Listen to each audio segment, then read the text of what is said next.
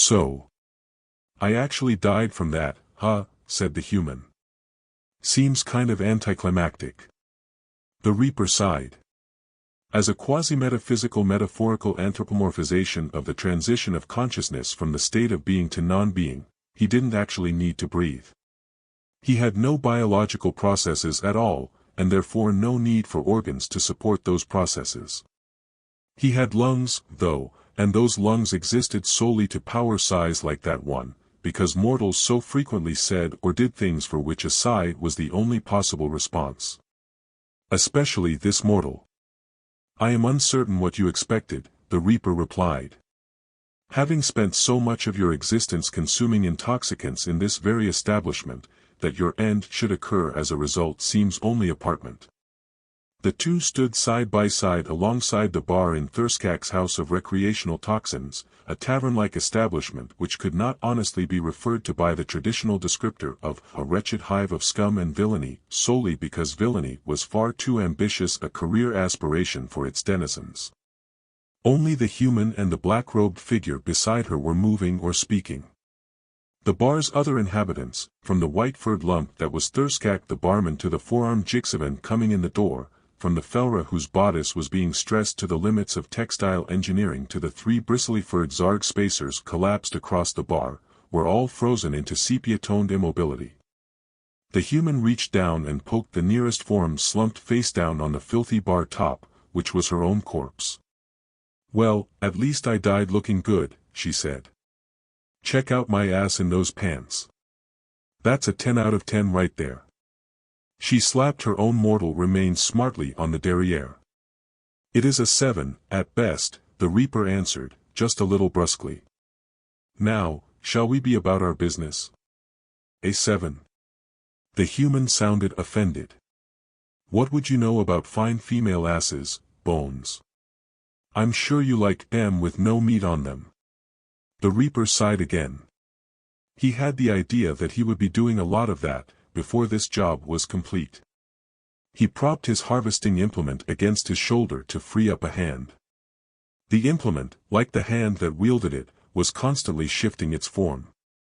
For a moment it was a scythe, then a Jixavan grass hook, then a Hruthnian tube spade, and then a Dralka gouge pounder, the use of which is best left undescribed. Similarly, the thin, pale hand was now grey and human, now the 6 green fingers of a Felra, next the scaly talons of a Creven, and so on. He pointed toward the hindquarters of the Felra down the bar. That is a 10. Then he shifted to the neon-striped Iratrian girl standing not far from the human's corpse. Hers is a solid 8.5. The finger returned to the human's own rear. 7. At best. Ah, said the human, looking sly. Got a thing for the four-leggers, do you? It is just a matter of general aesthetics and the Reaper cut himself off. Never mind. We are getting sidetracked here. We have business to attend to. The business of your demise. Heh. Terran special activists couldn't kill me. The Ribathi Raider force couldn't kill me. She pointed at the orange form of a Tarkach sitting on the stool beside her corpse, his noseless face frozen in a look of mixed curiosity and disgust. That asshole couldn't kill me. You think you can do better, Bones? I do not have to kill you.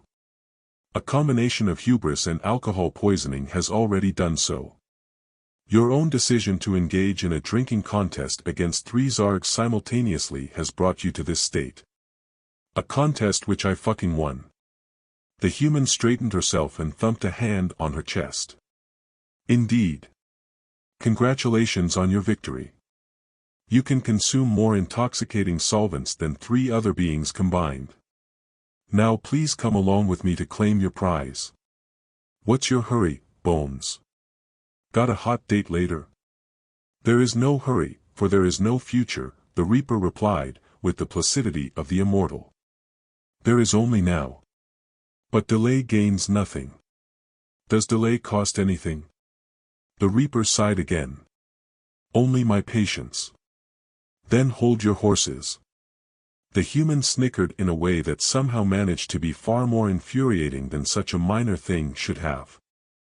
Hold M by the rump, since you seem to like that sort of thing. General aesthetics, I said.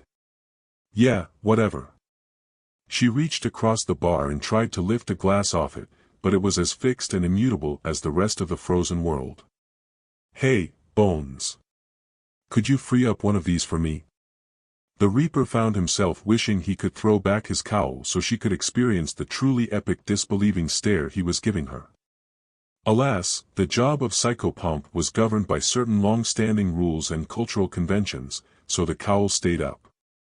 I find it astounding that you crave more drink, as you just moments ago consumed enough to end your life. She shrugged.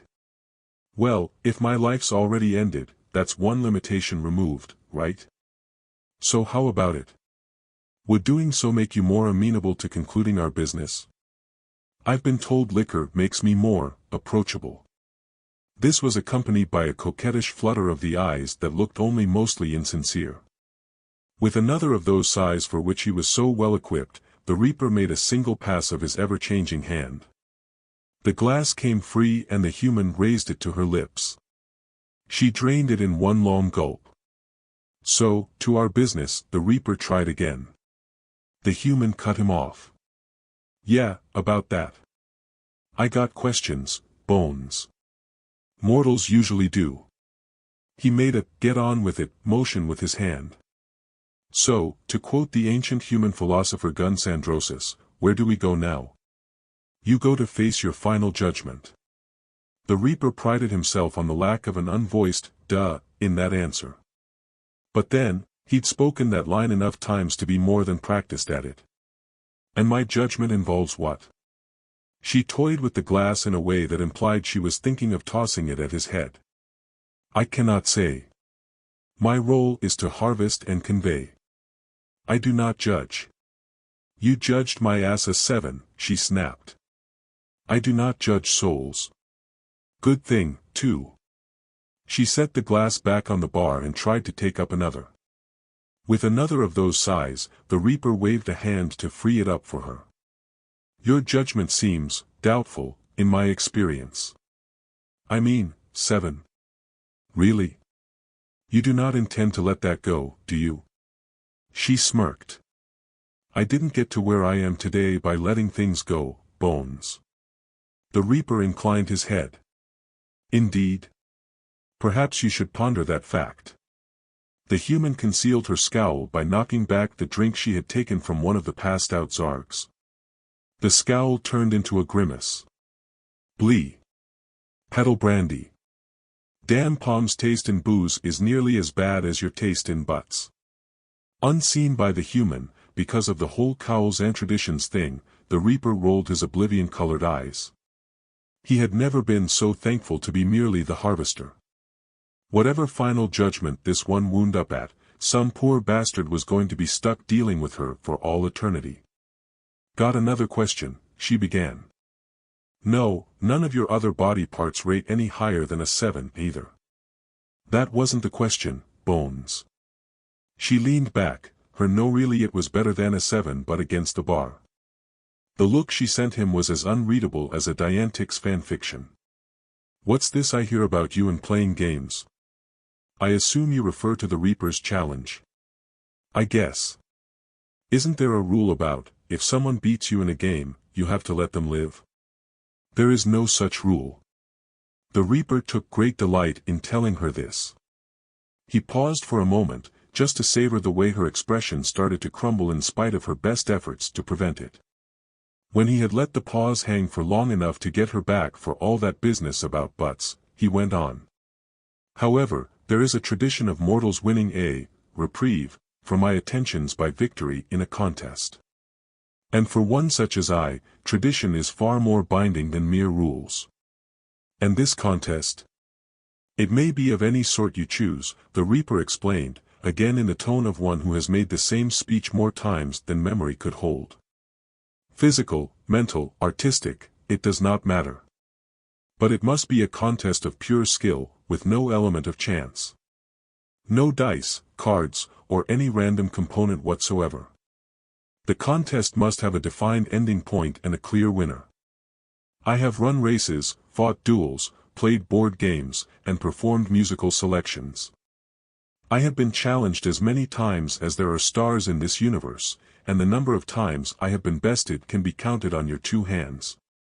The Reaper's voice closed that sentence like a coffin lid. The human, though, just snapped her fingers and made finger guns at the Reaper, grinning like a cat who's just found the retirement home for crippled, obese mice. All right then, Bones.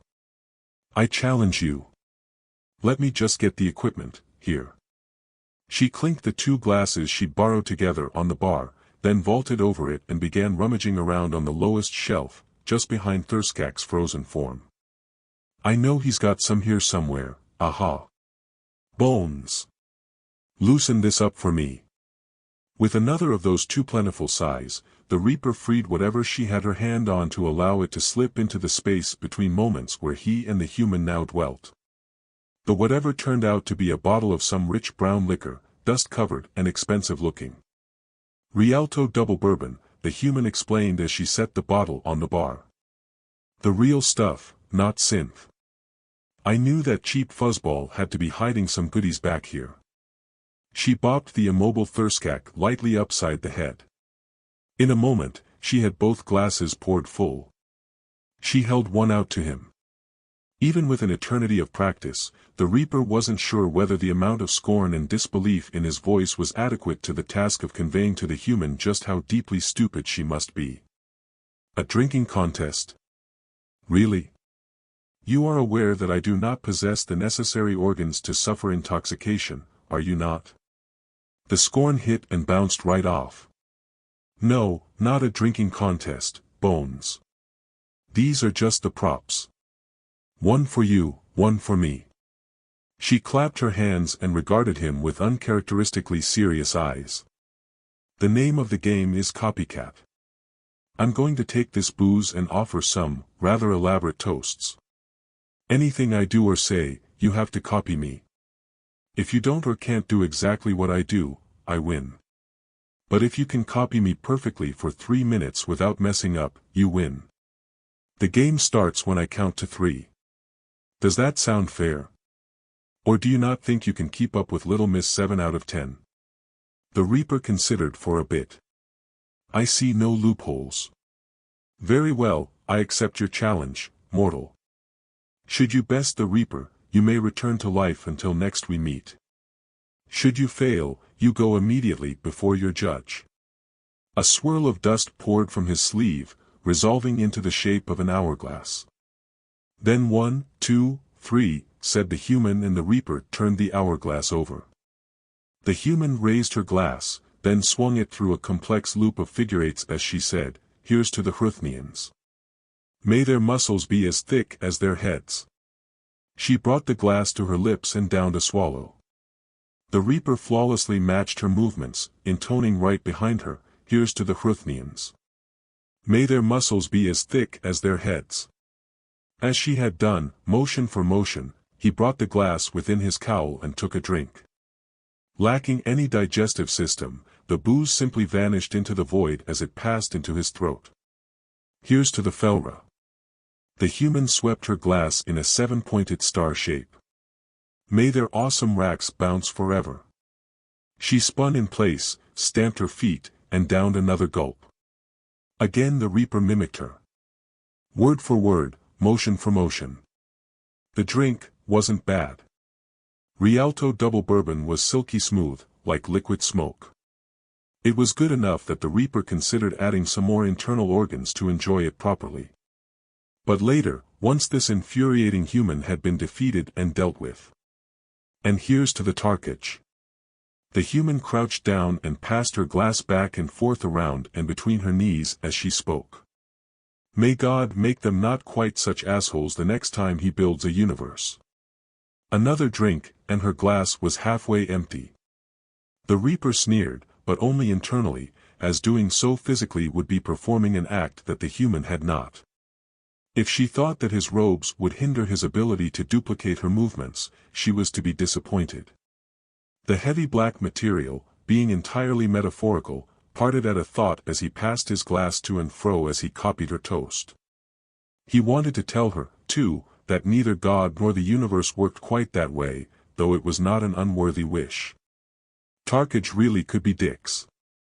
He drank his own glass to the same point she had. Here's to the Reaper. He's got no taste and probably hasn't been banged since the big one, but he does an almost adequate job considering how handicapped he is. This was accompanied by a twirling little dance, some hip thrusts, and her shaking her finger right in front of his cowl before she downed another shot. There was more time remaining than liquor, the Reaper noted as he again copied her words and actions. If his teeth clenched just a little at reciting the insults to his august self, he was professional enough not to let it hinder his impersonation. He wondered if that might be her stratagem, to run out of toasts before the 3 minutes were up, tricking him into thinking the contest was over and declaring premature victory, triggering an argument that would cost him the contest.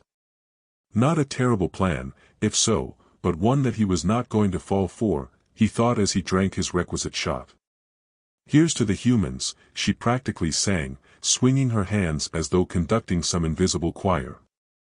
She swept back and forth in a spastic sort of loose-limbed waltz. Not those Commonwealth fucks, but us real humans. La la la la. May God keep on loving us best. La la. La la la. 'Cause we're smart. La la la la. And we're cute. La. La. And we kick asses. La la la la la la la. She turned in a clumsy pirouette while patting her head. But mostly, because humans always win. And with that, she threw back all that remained in her glass and stared triumphantly right into the Reaper's cowl. If she thought the ridiculous complexity of that little song and dance would throw him off, she was about to be sadly disabused. Immortal anthropomorphizations, especially quasi-metaphysical ones, had many abilities, among which was perfect, eidetic recall. As he capered along with her infantile routine, he found himself anticipating the delicious look of dread that would be on her face when she realized he was not going to fall for it. But mostly, because humans always win, he sang as his last turn left him cowl to face with her. He threw back his own glass and drank it dry, just as she had, feeling the smooth, savory burn on his tongue before it disappeared. Though she couldn't see it, he matched her triumphant stare. And not just to duplicate her, but because victory was sometimes pretty sweet. And then she smiled, raised her glass to her lips, and spat that last shot of bourbon back into it. "You crafty bitch," said the Reaper. "And that SHY, hick. Didn't freakin' die," the human declared, flat on her back in the middle of Thurskak's floor. She grinned sloppily up at the faces of her fellow drinkers clustered above. "Told you guys, humans always, hick. Always win. Ha ha." The Iratrian tried to smile soothingly at the human and her hands were making placating, now, gestures, but her ears were flat against her head, a sign of unease. "That's nice, Miss Human, but, She regarded the expressions on the others around her, particularly the Felra and the Tarkage. Maybe Miss Human should stop talking, before people start regretting they helped resuscitate her. "We were resuscitating her," the Tarkage snapped. "I thought we were just taking the opportunity to strike her while she was down. I was trying to do chest compressions to keep her heart going," the Iratrian said. The Tarkage's goggly eyes widened even more. "Really? I was kicking her." He looked at the Felra. "What about you?" "Totally kicking her," the Green Beauty agreed. She gave a ladle-like snort, something only Felra could do. "And that story of hers makes me wish I hadn't stopped." Off to the side, Thurskak was dragging the last of 3 passed-out Zargs off for the traditional flung-out-the-door-with-empty-pockets send-off for which his establishment was so renowned. The human barked out a crooked chuckle at the sight. "Outdrank 3 friggin' hick. Friggin' palms and kicked the Reaper SHSS. Ha! There's a good day." "Meh," the Tarkage grunted. "You almost died. It was almost the best day. Must you ruin everything, human?" He scowled and returned to his seat. The Felra regarded her icily. "Next time, Please inform the imaginary participants in your drunken hallucinations to restrain their commentary about my posterior, no matter how highly they might rate it. With a sniff, she spun and stalked off. That spin, whether by accident or design, you could never tell with Felra, caused her skirt to swirl open, just for a moment, directly above the human's face. When she was gone, the foolish cockeyed grin the human was wearing had managed to increase an order of magnitude in both foolishness and cockeyedness. Wow, the human whispered, drunkenly, but dazed on top of that. Bonish was right. It really is a 10. She passed out again, into happier dreams this time. A grumbling Thurskak resumed his place behind the bar. Noticing something, he swept a glare across all his valued patrons and shook a fist the size of a furry cannonball. All right. Which one of you got out this Rialto double bourbon? It's the most expensive drink I have. Somebody better pay. Or what? Asked the Tarkich. Or I'll start resuscitating the lot of you.